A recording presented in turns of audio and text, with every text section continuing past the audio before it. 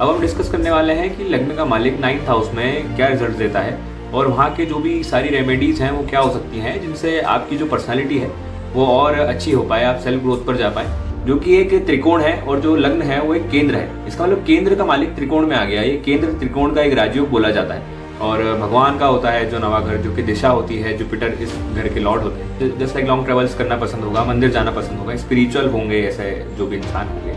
एक गुरु मंत्र मिलता है अपने गुरु से सभी लोगों को।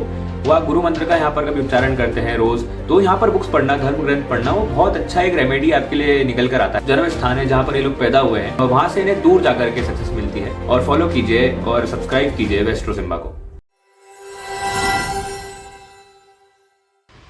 नमस्कार, आज हम बात करने वाले हैं जो लग्न का मालिक होता है। हमारे पहले जो कुछ वीडियोस हैं उसमें हमने डिस्कस कर लिया था लग्न का मालिक 8th हाउस तक।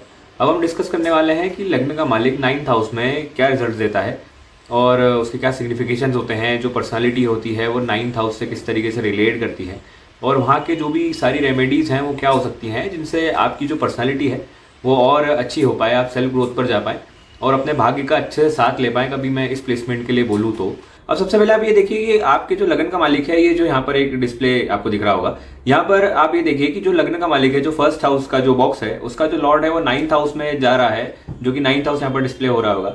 ये जो आपका लग्न का मालिक है ये कभी इस घर में बैठा है, तो इसका मतलब है आपका लग्न का मालिक 9th हाउस में है या धर्म के घर में है, जो कि एक त्रिकोण है और जो लग्न है वो एक केंद्र है। इसका मतलब केंद्र का मालिक त्रिकोण में आ गया। ये केंद्र त्रिकोण का एक राजयोग बोला जाता है, जो कि बहुत एक अच्छा राजयोग है, क्योंकि ये जो घर है 9th हाउस हम बोलते हैं, ये फादर का होता है, लॉन्ग ट्रेवल्स का होता है, आपके भाग्य का होता है, आपके पितरों का होता है और भगवान का होता है जो नवा घर, जो कि दिशा होती है। जुपिटर इस घर के लॉर्ड होते हैं।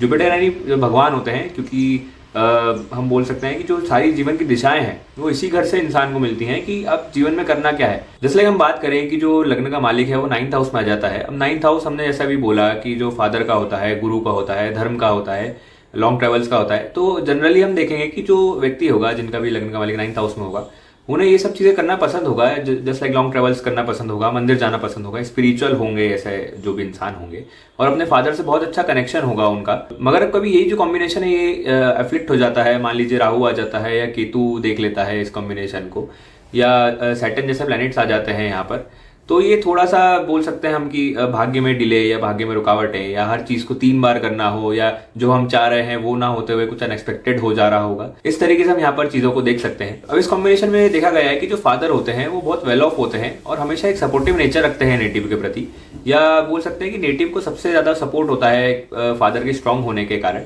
वो यहाँ पर बहुत अच्छा देखने को मिलता है। जैसे हम कभी बात करें तो जो सूर्य होता है जो हमारी कुंडली में, वो फादर को दर्शाता है। ये सूर्य का जो घर है, ओरिजिनल घर जो लियो का होता है 5th हाउस, उससे 5th हाउस ये पड़ता है।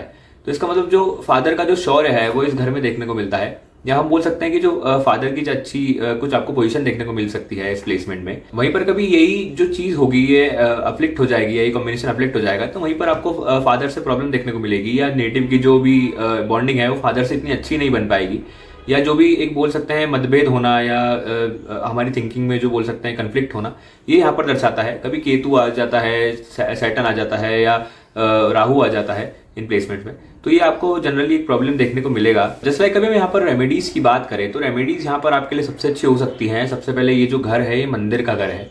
मतलब आप हमेशा आप अपने जीवन में, अपनी डेली रूटीन में आप यहाँ पर टेम्पल जाना आप ऐड कर सकते हैं, जिससे आपकी पर्सनालिटी को ना ग्रो करवाएगा। ये इस तरीके से ग्रो करवाएगा ये कॉम्बिनेशन आपकी पर्सनालिटी को कि आपसे ना रोज गलतियां होंगी, या आपसे गलती होकर के आप उन चीजों को सुधारेंगे। जब तक आप इस प्लेसमेंट में कभी अपनी गलतियां नहीं सुधारेंगे तो वो जो सारी गलतियां हैं वो रिपीट होती रहेंगी। तो ये आपकी पर्सनालिटी को ग्रोथ करने का एक बहुत अच्छा तरीका है इस प्लेसमेंट के साथ में। और साथ ही में जो अपने फादर हैं उनसे आप रिलेशंस को अच्छा मेंटेन करके रखिए, उनसे एक अच्छा तालमेल बना करके चलिए।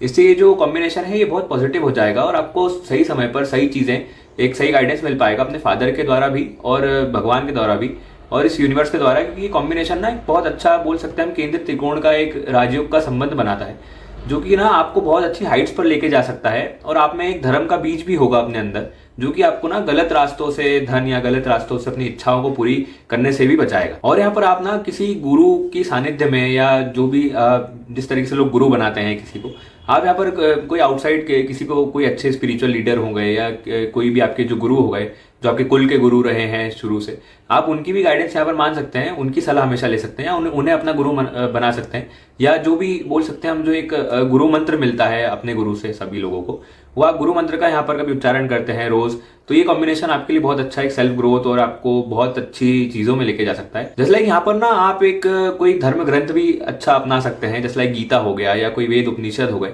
इन सब चीजों से भी आपको बहुत अच्छा यहाँ पर फील होगा, आपकी चीजों को अच्छा रहेगा। क्योंकि जो इसका जो एक अपोजिट हाउस है जो हम देखते हैं, थर्ड हाउस आता है।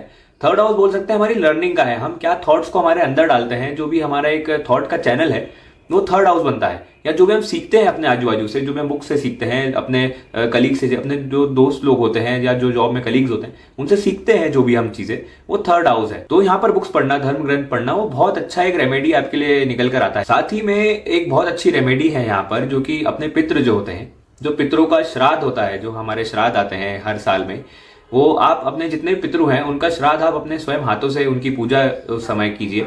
ये बहुत एक अच्छी रेमेडी है यहाँ पर, जो आपको एक बूस्ट देगी। इस तरीके से हम देख सकते हैं, एक बूस्ट की जो काम करती है रेमेडी, वो ये हो सकती है कि अपने पितरों को अच्छे से रखें या उनका आह्वान करें जब भी पितृपक्ष आते हैं। और यदि हम कभी सक्सेस की बात करें तो इन लोगों को सक्सेस ना हमेशा अपने घर से दूर जाकर के मिलती है, या इन लोगों को जब भी सक्सेस नहीं मिल रही है तो जो हमारा जन्म स्थान है जहां पर ये लोग पैदा हुए हैं, वहां से इन्हें दूर जाकर के सक्सेस मिलती है। और जितना ये लोग ट्रैवल करते हैं अपने जीवन में, जितना भी ट्रैवल करेंगे, स्पेशली जब भी कोई तीर्थ करने जाएंगे या जब भी कोई नए मंदिर में जाएंगे फर्स्ट टाइम, तब इनकी पर्सनालिटी में आपको एक जैब देखने को मिलेगा, एक पर्सनालिटी में एक अपलिफ्टमेंट देखने को मिलेगा। जितना ये लोग नए नए तीर्थ पर जाएंगे, पहली बार विजिट करेंगे, उतना इनकी पर्सनालिटी में आपको ग्रोथ देखने को मिलेगा। तो ये एक बहुत अच्छी रेमेडी होती है इस प्लेसमेंट के लिए। तो ये आप बिल्कुल फॉलो कीजिए, ये सारी रेमेडीज फॉलो कीजिए। और आपने मेरी बातों से कितना रिलेट किया ये आप मुझे कमेंट सेक्शन में बताइए। और इसके बाद जो वीडियोस आने वाले हैं वो नियरली आप देखेंगे तो 5 to 7 मिनट्स के हर एक पर्टिकुलर कॉम्बिनेशन पर आने वाले हैं। So stay tune for that और फॉलो कीजिए और सब्सक्राइब कीजिए वेस्ट्रो सिम्बा को।